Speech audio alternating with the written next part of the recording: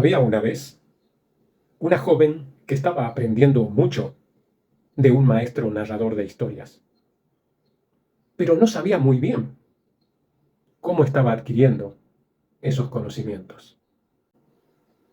Y un día ella le dijo: Maestro, ¿cómo te hiciste tan bueno contando historias? Porque cuando cuentas una historia, me sumerjo en ella y aprendo mucho de esos mensajes, de cada una de tus historias, incluso de las historias adyacentes y de las tramas que se van ramificando. Y el maestro dijo: cuando eras niña, hubo un momento en que no sabías cómo hablar tu lengua, no sabías hablar tu propio idioma, y nadie vino y te enseñó específicamente cómo hacerlo. De hecho, una de las primeras cosas que se aprenden a hacer, y no de una forma natural, porque algunas de las cosas naturales que un bebé haría es llorar, por ejemplo. Sin embargo, una de las primeras cosas que aprendes a hacer es a sonreír. Y qué curioso, cuando tus padres piensan o te miran a ti y estás sonriendo.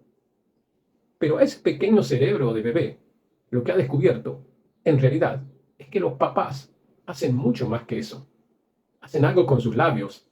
Sus labios van hacia arriba y al hacerlo se producen muchos micromovimientos musculares por aquí, por allá, pero nadie te dice nada, ni te dice cómo hacerlo.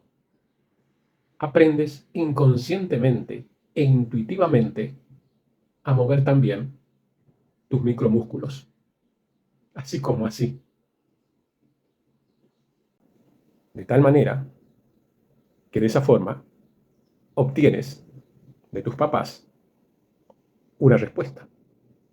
Y cuando sonríes con esos micromúsculos, cuando eras un bebé, mirando fuera de tu cochecito, te diste cuenta que tus padres tuvieron una buena reacción. Un abrazo, un beso o una de esas cosas. Y así aprendiste ese comportamiento. Y estabas aprendiendo a comunicarte. Y así aprendiste a obtener lo que querías o ciertas respuestas. Papá más cerca, mamá más cercana. Y así escuchaste a tus padres y a quienes estaban a tu alrededor hacer todo tipo de sonidos que no tenían sentido para ti. No tenías formas, ni estructuras, ni programas mentales para entender cuáles eran o qué significaban esos sonidos. Bla, bla, bla, bla, bla, bla. Pero aprendiste algo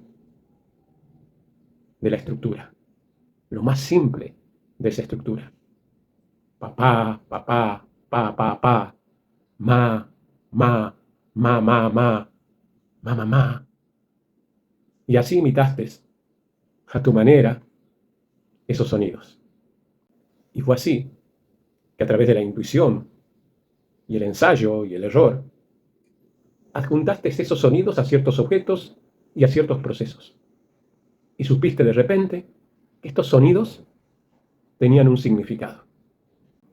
A partir de ahí, copiaste, continuaste y comenzaste a creer y comenzaste a crear una serie de estructuras lingüísticas.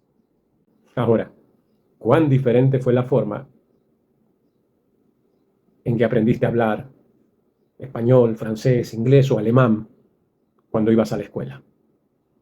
Ahí te dijeron qué decir y cómo decirlo. Y realmente nunca encajó esa manera, ¿verdad? Y eso que lo estabas mirando, pensando, procesando, te dieron la estructura. Y te diste cuenta de que habías hecho algunas conexiones más. solo algunas conexiones más, no como cuando eras niño o niña. Y el maestro dijo, cuando era joven, cuando yo era joven, había un narrador maestro, que era más viejo que cualquiera que yo conociera. Y él venía y se sentaba y contaba historia tras historia. Y nos cautivaba a todos los que estábamos cautivados, desconcertados, entretenidos. Y todos queríamos ser como el maestro narrador. Todos. Y algunos de mis amigos trataron de descifrar lo que estaba diciendo y contar historias también. Pero yo decidí sentarme y estar. Solo estar. Y mientras me sentaba y me convertía, me sentaba como el maestro narrador de historias. Movía mi cabeza como el maestro narrador de historias. Incluso parpadeaba al mismo tiempo. Respiraba acompasadamente como el maestro narrador.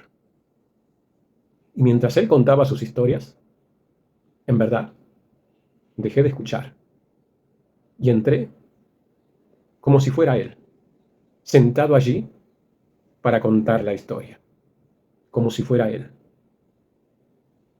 Y un día, el maestro narrador no vino. Y todos lo esperaban y preguntaban, ¿dónde se había ido el maestro narrador? ¿Dónde estaba? ¿Dónde estaba él? ¿Estará enfermo? ¿Estará lejos?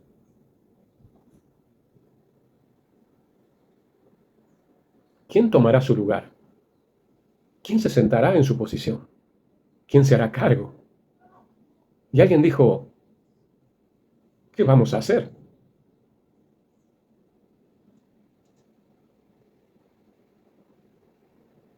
Y entonces todos me miraron y simplemente me senté allí, en mi propio espacio personal de no saber. Y comencé a contar historias, como si fuese el maestro narrador de historias. El modelado de la programación neurolingüística o el modelado en la programación neurolingüística es un proceso de aprendizaje inconsciente. No es copiar y pegar, es mucho más que eso. No es imitar, es mucho más que eso. No es darte cuenta cómo alguien hace las cosas y replicarlas, es mucho más que eso. El proceso de modelado profundo con programación neurolingüística tiene 6 etapas muy bien diferenciadas para incorporar de manera profunda, así como incorporamos el habla, el idioma, así como aprendimos a caminar, podemos aprender siguiendo un proceso que te voy a ir contando paso a paso. Podemos seguir un proceso para modelar la excelencia humana en cualquier ámbito de la vida, en la comunicación, en las ventas, en el aprendizaje, en la enseñanza, en las relaciones, en el trabajo. Puedes aprender porque la excelencia deja huellas. Y esas huellas las puedes incorporar y convertirte en quien quieres convertirte.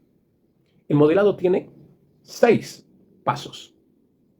Si estás listo para conocerlos, quédate atento porque te voy a mostrar en el próximo video los 6 pasos, o mejor dicho, vamos a desarrollar las 6 fases del modelado con PNL para que puedas convertirte o reconvertirte en un modelo de excelencia. Incorporar los patrones de tus modelos de excelencia, incorporarlos y conectarlos, amalgamarlos con tus propios patrones de excelencia y generar una nueva versión de ti mismo en aquella área de la vida en la que quieres ser excelente. La excelencia deja huellas. Y en esta serie de videos te voy a compartir cómo seguir esa huella de excelencia y convertirla en tu identidad para lograr aquello que quieres realmente lograr en tu vida.